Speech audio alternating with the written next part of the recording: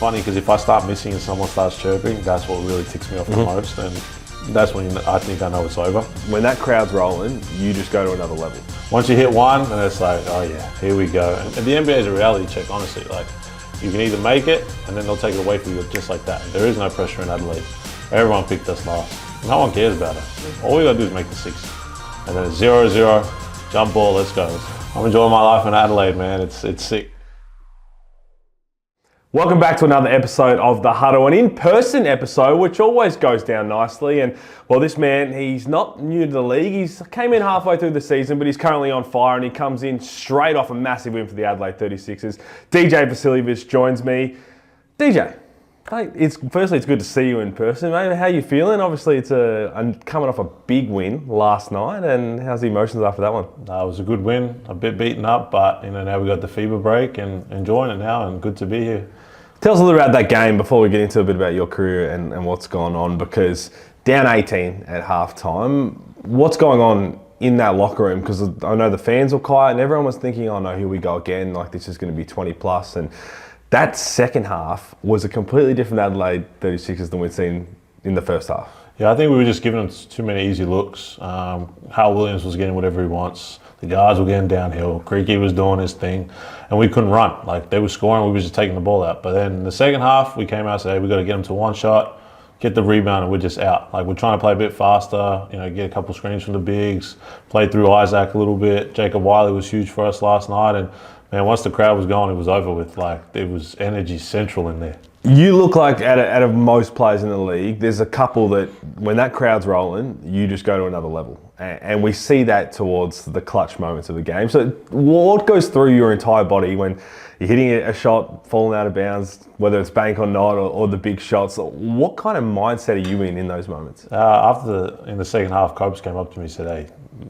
you're not performing the way he was telling me, I need to be better. And once you hit one, then it's like, oh yeah, here we go. And then once the crowd gets energetic, you're just like, yeah, I'm taking over this game. And I did. And again, it's not about me, but everyone just played their role, and the crowd got us going for sure.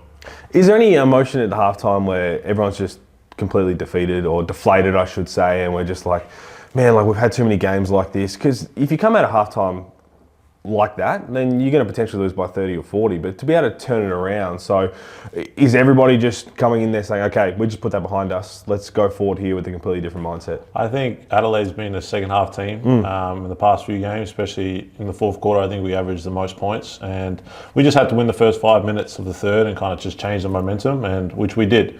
And I think they only scored like 12 points and we scored 32 or something. Like, we completely turned the game around, and then once that fourth quarter hit, hey, we got the momentum, let's finish this thing off. We nearly, crapped the bed at the end of it, but that's learning for us that we can do at practice, because we have a lot of young guys, inexperienced there. But a win's a win when you got to take it. Adelaide fans, as a local South Australian, Adelaide fans, there's passion, and then there's almost Adelaide fans. Because, you played in front of the Kings when it's sold out, winning a championship, but Adelaide rides teams, their fans, like not many others. And Red Army's unique, but what is it like being on both sides of when the crowd's obviously a bit upset with how things are going, but then like last night when things are up and about, it seems to be just another level of, what the league's about, but what players thrive off. I think they're very loyal in the space. If we're playing bad, they're gonna let us know about it. Like, they're gonna boo us, they're not gonna cheer for us. But then when we get going, they're into the game. So I think it's the loyalty. They turn in. They come every game. If we're winning, if we're losing, we're 4-7 now. Like, fans, could only have 3,000-4,000 at games, but we're still getting 8, 9, 10,000 people. Like, we're still playing great basketball, in my opinion, and we just got to continue rolling after the fever break.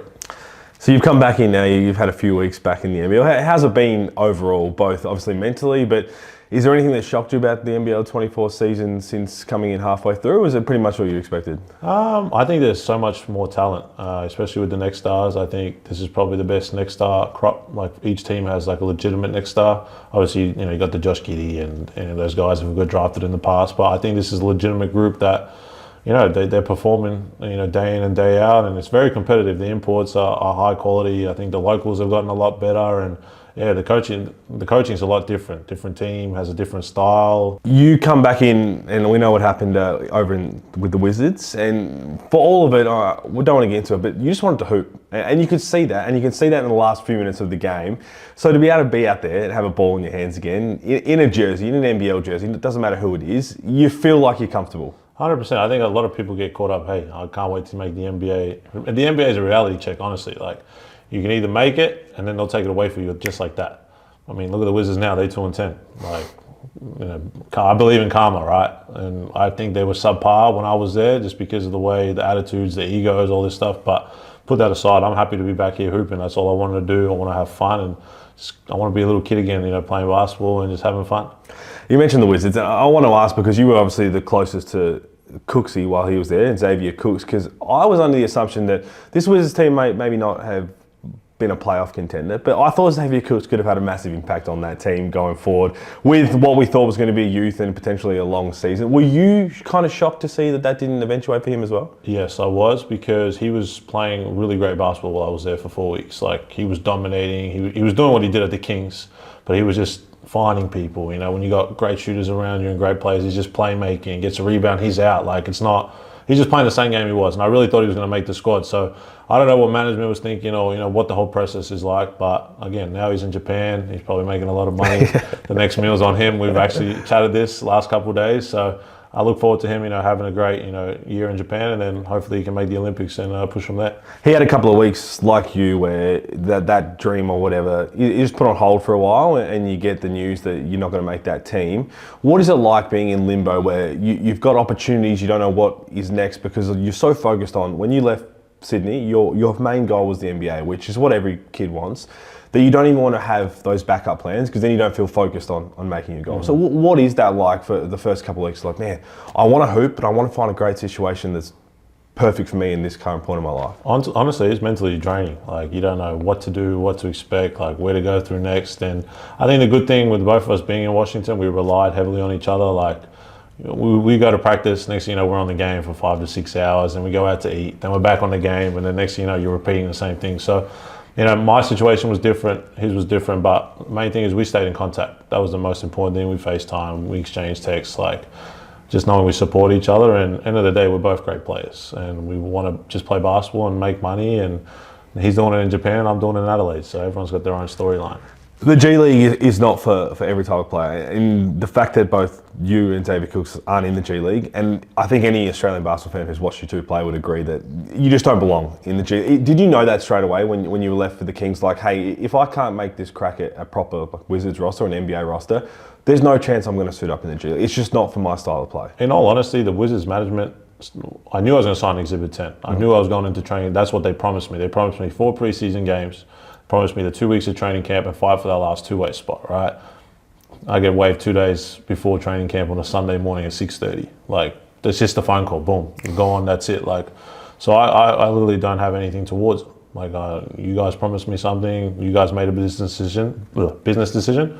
I'll make my own business decision. I'm going elsewhere to play, have fun, and hey, there's a lot more money in Adelaide than there is in the G League, so you got to keep that in mind too. The flip side of that is that the G League, American basketball in the NBA compared to the NBL, you don't get those phone calls too often. I mean, internationals when imports come in, it might be in some situations, but that level of security while still playing at a high level is why the NBL is so enticing, I'm sure. 100%. I think it's just an attractive league. You got to keep that in mind. Like in the G League, we would have played 50 games in 6 months. Here in the NBL, we played 28 games. So every game is important. Every game is physical. It's tough. Where you get beaten up, all this, but hey, it's fun.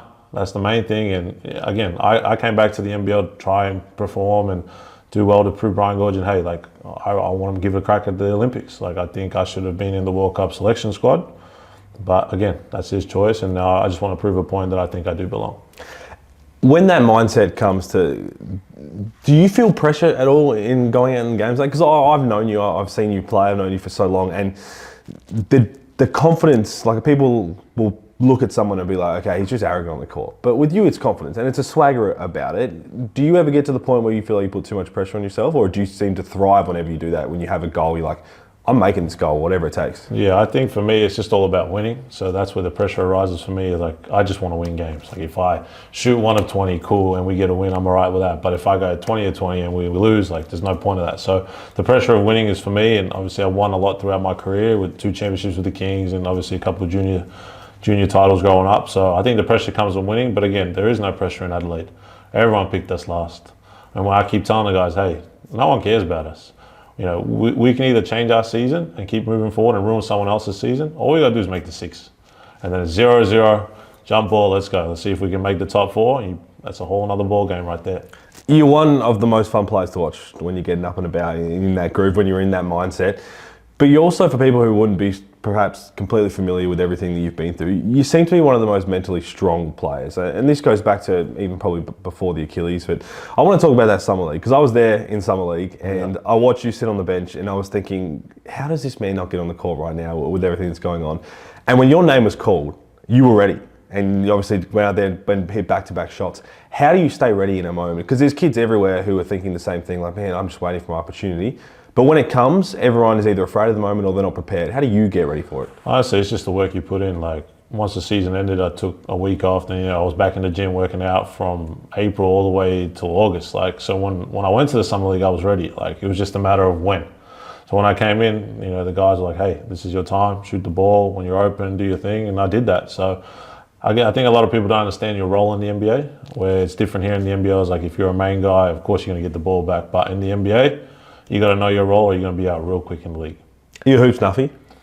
Am I what? Are you a hoops nuffy? Is like you live and breathe hoops? Not all the time. Yeah. I think away from the court, I try to stay basketball clear. Like, sometimes I don't even watch the NBL. I just try to chill out, especially in Adelaide. I live by the beach, so walk on the beach. It's a chilled lifestyle. Try to hang out with my teammates, and I wouldn't say I'm a hoops nuffy, but I just, I'll play because I love the game, but sometimes you just need a break from it all. Are you a video gamer then? Like, what do you do besides? Hell yeah. I got a gaming PC. I got everything. I'm waiting for the new Call of Duty to come out. I'm going to get my Twitch stream ready to come back. So I forgot about that. It's going to be a little comeback for me, that's for sure. Was there a point in, I guess, maybe your juniors or once you turned professional where you realised how important it was to have a balance of, you're right, okay, we're in a season, it's a 28-game season. I can't live and breathe basketball all the time or else I'm going to go crazy. Was there a point where that you were at that and then switched, or have you always been understanding of, I need to have a balance? If video gaming is my chance to switch off, it's walking the beach, it's switching off, I need to get that involved in my schedule? Yeah, 100%. I think during the season, you see everyone pretty much every single day. And there'll be days where I'll be so close with Xavier Cooks that, man, I get sick and tired of seeing him every day, right? So sometimes you just need a day to yourself to go to the beach or play a video game. Like during the semi-final series against Cairns, my first 2 games, I was shocking. And I'll admit it, right? But hey, my boys back home said, jump on the game. And what happened next game, game 3 when it mattered? Like that's just clearing your head. And next thing you know, I got another championship, got to celebrate with the boys. And you just need that balance. I think family, a bit of yourself, and then if you got a spouse or whatever, you got to do it, kids. Like, well, everyone on my team in Adelaide's got a kid or a spouse. So, it's cool to just hang out and, kids are kids, man. Like, you just get to see what they be doing. I want to rewind back. We're talking about the NBA. I want to rewind back to Miami days in college. Firstly, how did that scholarship even come about? How did you get the chance to go there? Did you have any other big offers? Because it's a pretty big school in terms of, obviously, Division I basketball. Yeah, I think it just started from the Under-17 World Championships where we won a silver medal, and Isaac and I were named in the All-Star 5, and he was getting recruited by Kentucky and all the big names. And for me, I got a call from Jamal Brunt, who was the assistant at the time, saying, I'm from Miami, we're interested in you. And then we go 9 months later, I went to the 19s, had another good one, and then got a scholarship. Came out, they visited me.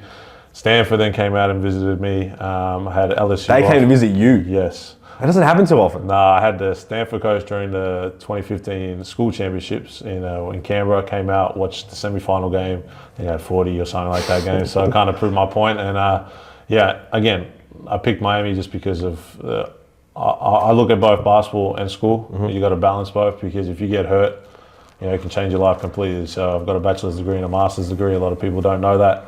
So I just wanted to balance because both my parents are highly educated. So I've got to keep the trend going. So just to that, and it was a great lifestyle, man. Like, the weather's always nice. The women are great. And it's multicultural, man. English is the second language in Florida. Like, there's Spanish, there's Cuban, there's all this, and you get to learn that. So who wouldn't want to go to Miami for real? Talk to me about the juggling of school, because I haven't met too many people who around the NBL, like players wise, like I've got 2 bachelors and a master's, so I understand the juggling of it, and it can be full on. What was the schedule like? I wasn't at a massive Division 1 school. I was still at a Division 1 school, but I hear stories. Jackson Aldridge, an old Australian teammate of mine, was telling me some stories of Rodney Clark at Butler. What is it like at Miami though? Are we talking? It sounds like you were going to class, you were doing everything you had to do. Was there certain extra GPAs that you had to keep for your coach rather than just the NCAA as a whole? Yeah, I think we had a study hall rule. It's like if you Been there. if you can obtain can have your 3.0 GPA, there's no study hall for you. So for me, I knocked that off in my first summer, and I was able to keep it going. So I had no study hall. Other guys were like, how come he's not got it? Hey, when you got a 3.0 GPA plus, like, it gives you a bit of freedom. So like that night time is like you get to yourself. But in the morning we got weights, you got class 8 to like 12. A little bit of a break, then you got practice 3 to 6, and then you got study hall. So it's always non-stop doing stuff, but it'd always be the best either after the season or like a long time before the season, especially the first week of school when they call that like syllabus week. So there's no schoolwork. You just come in, get to know your teachers, and that's really it. Next thing you know, they're going out every night, and it'd be lit. Like, honestly, it'd be lit. Like, I'm not going to deny it. I had some fun, but once the season started, you got to lock in. But again, you got to enjoy it with you guys when you get big wins. Like we had big wins against Duke. We won in Virginia. They play that slow-paced game. So you just got to enjoy every little win, every little moment. And yeah, the guys I play with, I still talk to every day. Like there's memories that last forever. I do want to talk about the off-court in Miami, because I went to the capital of New York. I went to Albany, capital of New York, and there's not a whole lot around Albany. It is 2.5 hours north of Manhattan, so I made my way down there. But particularly a Tuesday, Thursday night was dollar beers. And when you go there from Australia and you're shouting all your mates and 10 beers and it's $10, and obviously your tip, so it's $12. Yeah. And they're losing their minds that you could even afford that. Is there any special college deal at Miami? What are we looking at here? No, we had this one little bar called Sandbar on a Thursday night. And on the beach? No. We was just in Coral Gables. Everyone used to go there on a Thursday. It doesn't matter if you're 18, 19, 20, you getting in there regardless. Like, people there made money. They had their own security, so it was just lit. Like, as soon as the basketball team, hey, we got 8 of us coming. Like, can we just, slide through? And no worries, security's there waiting for you, let you in, you party, and drinks are like $3, like, and it would be lit on a Thursday. And as you get older, then you go to the clubs. But I wasn't really a club guy. I really liked the bar scene. Kind of the wharf, the outside bar was probably the most lit for me because it's outside, beautiful weather. Again, women were great. The drinks are pretty cheap, and you just enjoy it. That balance, again, you talk about as a pro now, but obviously in college it's juggling that. But you mentioned the big wins, because that team, you still managed to play at a high level, and again, being able to enjoy what college offers on every single hand possible. What were some of those best memories of the time at college on the basketball court? If you had to pick one. Man, everyone asks me this. Like, I've got a few. I asked you this because I do have one. Yeah. So I know you do. Yeah, that's the ESPN keeps rolling it every year. That's why I can ask it, because I've got one. That's why I can ask it. Honestly, I think every year senior night's been the best. I think my freshman year we beat Duke at home, and everyone stormed the court. Like, that's my first ever experience of storming the court. Then the next year, senior night, my sophomore year, we went to UNC and beat them. And these are big schools. And that's when Jaquan Newton hit that half-court game winner. So that's a big one. Third year, we were depleted. We had 5 or 6 scholarship guys. We were playing 3 or 4 walk-ons. And those guys that were there from the very start, we had to finish it off the right way, and they went out with a bang. And then my senior night, of course, I had a couple of my best mates fly in. I had my sister. And it was just, it was just unreal. So it's a great lasting memory for me. Some of those teammates are in the NBA now, from Miami, and you mentioned you still keep in touch with them, I see on your socials. And what is it like to obviously see them go off and do that, and obviously win the NBA championship, win Bruce Brown as well? And he seems to be, you're a character in the way that you play on and off the court. He seems to be like he's one of those guys as well. Oh, he's a goofy man. He's a cowboy man now. I don't know how that came upon, because he would never listen to country music in college, and now he's full cowboy. There's nothing wrong with that. Country nothing wrong with country music's elite, bro. Not for me. I avoid it, but for him it's good. But hey, we support each other. He sometimes even watches our games. Like, that's how That's how connected like we really are. And he'll reach out and say, hey man, you just went crazy. I mean, yeah, so did you. Like, and like he'll shout you dinner because he's on the millions and millions of dollars. Big So deal, nice man. little steak. So it's just cool. Like money aside, all that stuff. Like just seeing like your friends and like your brothers succeed. That's the biggest thing for me.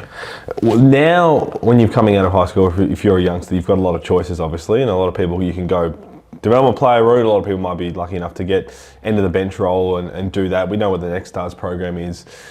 If you had your time all over again, would you still go through the college route, you reckon? 100%. I think during that that time is we couldn't make money in college, but it's just the experience. Like for me, you look at the NCAA tournaments, that used to be just rolling. Like, see your clips, like that's what I want to experience. I want to go over there. You know, what's the college life really like? What can I tell people in 10 years' time? You know, should you go? Should you not go? I would go. You know, minus the education if you want to get it or not, but I would go. It's just, you can go for a year. If you like it, you do. If not, cool. You come back and then you try again. So I would go, but other people might not. So it's really up to them. What did you learn about yourself the most throughout the entire college career? Because I'm the same when it comes to experience. And it's funny, you mentioned the getting paid to play now, the NILs, which is a game changer, I think, for college and what we possibly could have done with that. 100%. Who knows what that could have been like? I don't even want to think about it because there's a bagel shop in Albany that I can have my name written all over it.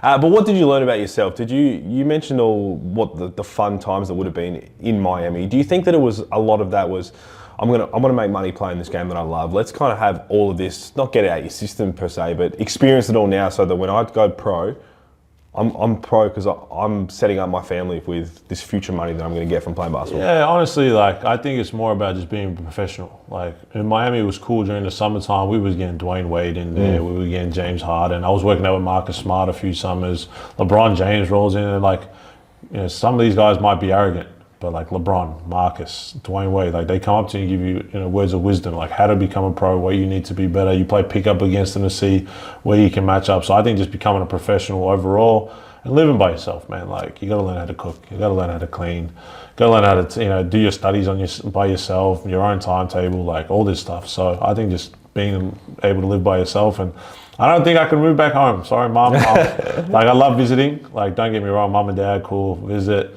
But like it's just so much different when you got people in the house and everyone's on a different schedule. Where I'd rather just be on my own schedule, knowing when I can do my own laundry. You know, cooking. I would happily have mum. Yeah, fair enough. I'm a breakfast man, so I can cook a mean French toast. You're preaching to the choir here. Yeah. So other than that, like just learning how to take care of myself. I want to go back to the time in Sydney because obviously not many people win an a professional championship, let alone 2 in a row. But when did your Achilles, with everything that was leading up to it, and again you're playing in under the juniors in Australia, you've gone to Miami, and things are like, we're expecting this massive imprint from DJ Vasiljevic. Do you even look back at that, or is it something you kind of put in the back of your mind and say, I don't want to open that door again? It's 50-50 at times. Obviously, I was runner-up for Rookie of the Year. I always say to myself, if I never got hurt, I probably would have won it. But again, Josh Giddey was Josh Giddey, and the NBL would have given him the award because who goes to back-to-back triple-doubles, does what he does at that age. So, again, that could have been the one thing. But another thing I look back is that we could have won another championship. Like, Jarrell Martin was in and out with injuries. Xavier Cooks missed the first half. We had Daniel Kickett in and out. You know, Casper Ware, he played all the games. Diddy was in and out, and then he ended up leaving for the NBA. So it's like, maybe we could have had 3 in a row. Like my rookie year, where that could have been number 1, and then you could have continued on from there. But again, that's in the past. You know, we created good memories when we did, but hey man, that's the consequence of playing the sport. You know, you're going to potentially, there's a chance to get hurt, and I did, and it's how you bounce back. So I'm hoping like I prove people that I'm better than I was. We've already seen it now at Ari Hogporty this year. I mean, bouncing back from an Achilles injury, which is probably the most devastating injury a basketballer can have. If it's not number 1, it's number 2. Jack White did it at pretty much the same time, and you guys are around the same age. You've been through a lot together. I think you've had significant injuries before at juniors around the same time, or some sort of injury. Yeah, I had a stress fracture in my navicular bone in my left foot. And I think he had something around the same time. He had something to do with his ankle, I think it was. So yeah, it's like creepy. Yeah, it's weird. So like when Whitey did his against Cairns, I was like, no way. And then I did mine 5 days later. And I was like, no way. It's just like, it's weird. But again, like, look at Whitey now. He got an NBA championship.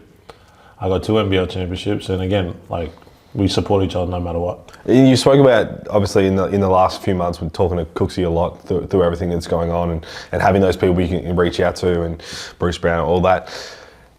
You and Jack White going through that together, when everyone thinks of the future of Australian hoops, we were thinking of Vasiljevic and Jack White. We still are. Did you lean on each other a lot throughout that period? Yeah, I think we did. Me and him definitely exchanged conversations back and forth. I know our physios definitely exchanged back and forth, and I think we all just worked as a team. Like, you gotta keep in mind, basketball's a family, really, especially in the NBL, and you never want, us or people who get hurt not be able to play the game, because again, if people look at us as the next generation, the NBL wants us out there. It helps bring them in money, but again, we just want to hoop and have fun. So I think we all just all working together, and we came back better. So he's enjoying his life in the NBA and the G League, and I'm enjoying my life in Adelaide, man. It's sick.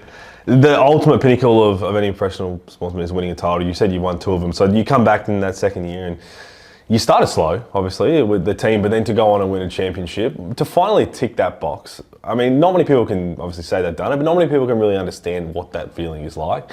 Talk me through those emotions to know that when that first happened, that I'm an NBL champion. I'm a champion of the highest level in Australia. Yeah, I remember it like yesterday. We were in Brisbane. We just lost.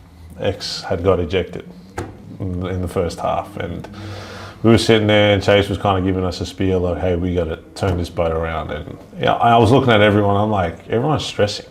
For what? Like, we got dudes like still injured, still haven't found the right form. RJ Hunter, I think, went down the next game. So we were down an import.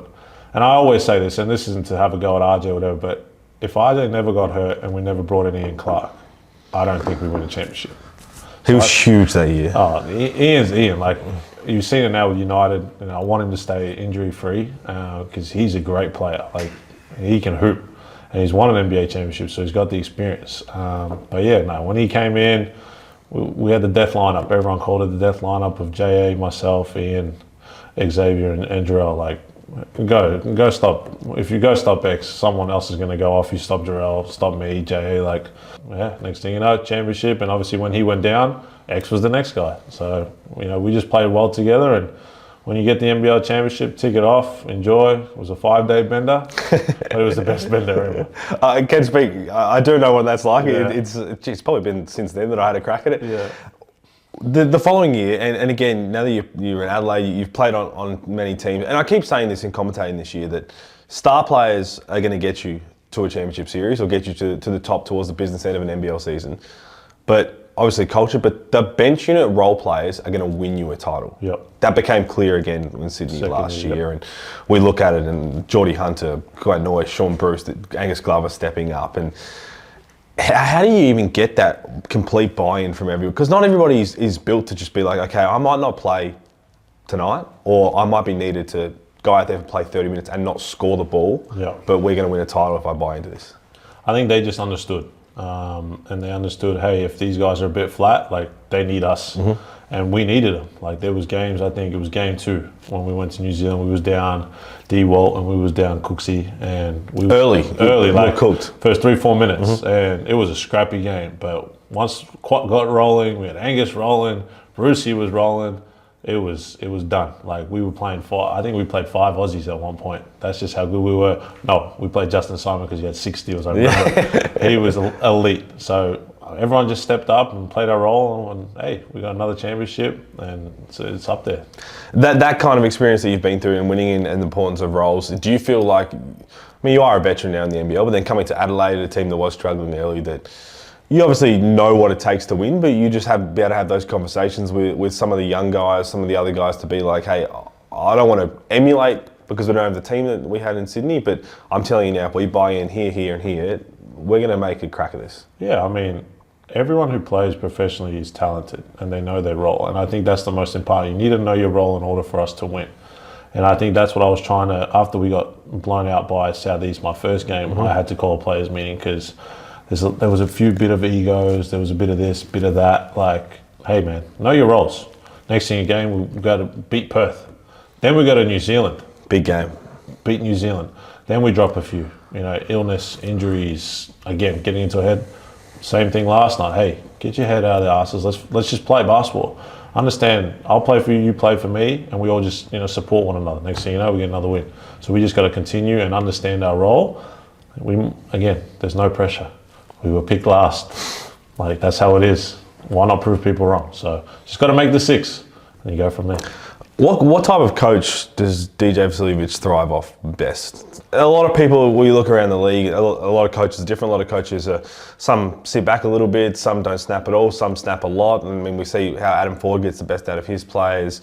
You've obviously had Chase Beard for the last 2 years. Are you someone who wants a coach who's on you for every single mistake, or someone who understands that you're going to work through them? What kind of coach do you thrive with best personally? Probably that coach that just lets me rock. But again, he's going to reality check me when I need to. Like, there'll be games where I take 2 or 3 like long bad shots, and then CJ will put me aside. Hey, move the ball. It's going to come back to you because last 7-8 seconds, guys are going to give you the ball, and you go to work. And that's what happened last night. Like, I was forcing a little bit of this, and CJ said, hey, the game will come to you. Just get everyone else involved. Next thing you know, slowly get the ball back to me and get a win. You mentioned the missing those couple of long ones early. I remember like that little stretch in Sydney last season when you went through a shooting slump, and you were talking about it. Obviously, when you're a high-profile player in the league and that's happening, there's going to be a magnifying glass on you.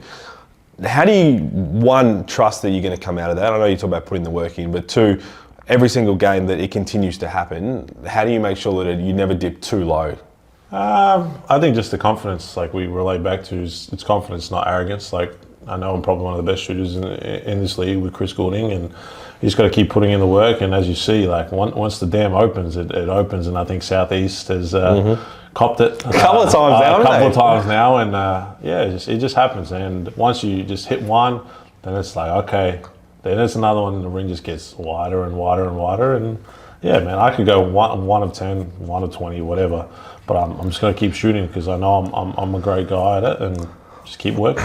Take me into that zone, into that, because I had a couple of times in college, so I can, but in the NBL I didn't have a couple of times of that, so I don't actually understand, because I just watched, and I've commentated you now for a few years, and you mentioned CG, Chris Goulding, and just watching when that mindset, when that groove happens, I would have just loved to know what that felt like on a consistent basis, which you both do. Yeah. What goes through your body? Are you literally thinking, keep me out here because I literally cannot miss?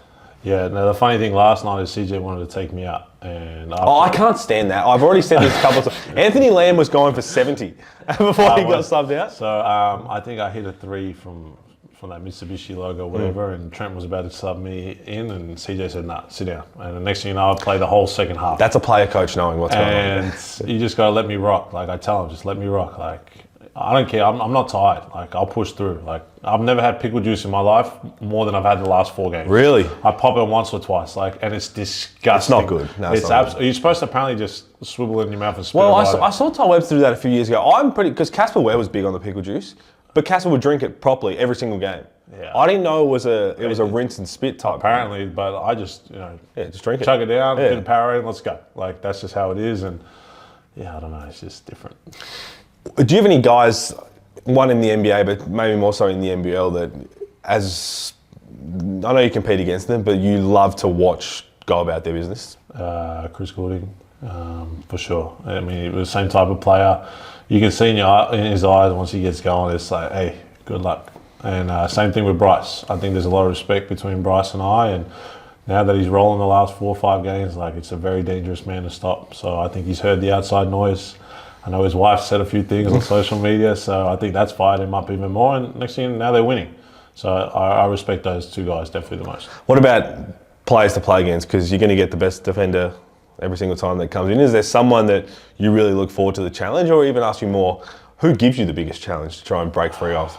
It's Tom Abercrombie. It's like, people underestimate. That man is just like, I don't want to call him old. He's just very experienced. He's long. He's athletic. He is old too, and he's so physical. Yep. Like, it's just a guy. Like, I call him my kryptonite at times. Like, it's just so hard to get past, and he's always there. So I like that challenge always. And I mean, there's other people in the league that I like to go up against because they trash talk a lot. Yep. And if you want to start trash talking, all right, that's cool. That's just going to even trigger me even more. And I'm not going to name names, but a couple of players last night, tried to talk their talk and didn't walk the walk. So It is what it is. That was going to be one of my final points here. You are a perennial trash talk, but it seems like you don't really start a whole lot of it. It seems like either you're going to hit 3 threes and then you're just feeling good and then you're just like, I'm in a groove now, or you missed a couple, or someone's done something and they're going to just pipe up once and then you're like, okay, thank you.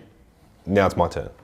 Yeah, I just go about my business, right? So if I hit 3 in a row or miss whatever, 7 in a row, it's funny because if I start missing and someone starts chirping, that's what really ticks me off the most. And that's when I think I know it's over. And last night, someone did that. Shouldn't have done it. Next thing you know, I've gone for 20 points in the second half.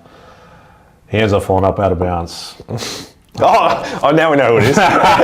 So, it is what it is. So, you can trash talk if you want, but I'm never going to initiate it. I think I respect too many guys in the league. Yep. Well, that was going to be my other thing is, you need guys like that because it makes the game fun for us to watch, but it makes the game fun to play in. Because he's been on the other side of it a couple of times, but I think that was you and now Justin Robinson did it in round 2 as well. But he's not going to back down from a challenge, and you want that as a competitor because obviously what happened in the second half gets to happen when you do that. Yeah, man, it's just basketball. We're hooping here, we want to win, and that's the competitive, the fierceness, it is what it is, and man, I love it. Like when we play Bryce, I want to match up on Bryce. Like I want to see if I can go against the best import that's probably ever played in the NBL.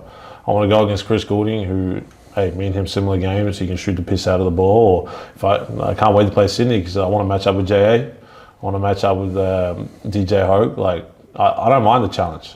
Like cool, go try scoring me. Like a lot of people I think underestimate my defense, and when I actually lock in, I'm gonna take it seriously. I'm going to end on that because the competitive side of it and that match against Sydney, and obviously whatever went down, and the fact is you're going into a team that you don't play for anymore, that you've created some great memories with, and as competitors, as someone who wants to win more than anything, I feel like it's going to be a really enjoyable challenge to do that, knowing that, hey, like, no matter what happens, we're going to hug after. We won championships together and those memories will always be there, but right now I'm on the other side, and I'm going to really enjoy stepping up to this moment. Yeah, I still talk to a lot of the guys. Like last night after the game, I had Quat messaging me, I had Angus, Brucey. Like those are my guys, man. Like nothing will ever take away from the memories of championships. But again, there's always that little chip on the shoulder. Hey, you want to play these guys, and I kind of saw it when Cairns played Sydney and when DJ Hogue returned, and I think 40 had a bit of a spark. For sure. A couple of the other guys. It's inevitable. And it's just part of the game, like it's competitiveness. So, it'll be interesting, but again, I got to worry about all these other games before I worry about them. So we got to keep winning. You say that, but it's definitely obviously going to be, out of everything else, that one's going to be in your mind, for sure.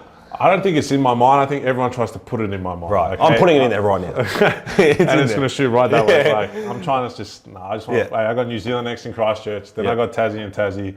Whenever we play them in January, that's when I'll focus on it. Like, it's such a long time. It is, but like I can't wait. And like Fleur, Fleur's my coach. Like Kicks is my guy. Like whatever happens, win, lose, whatever, I've still got utmost respect for the organisation. What happened. Like we shook hands, move on. Everyone wants to create a story. Cool. I shut down that story real quick. We shook hands. So yeah, you move on with your business, we'll move on with ours. But when the game comes, it'll be interesting. Brother, appreciate your time. We're enjoying seeing you back in the league. And as you said, the top 6, you just got to make it to the top 6, and then someone else might have put it out there, but I would like to see a playoff series, Adelaide versus Sydney. I selfishly would really like to see that, and you don't have to comment on that, but I'm looking forward to it. I'm loving watching you play, so I appreciate it. We just got to get to the 6, and hey, 0-0.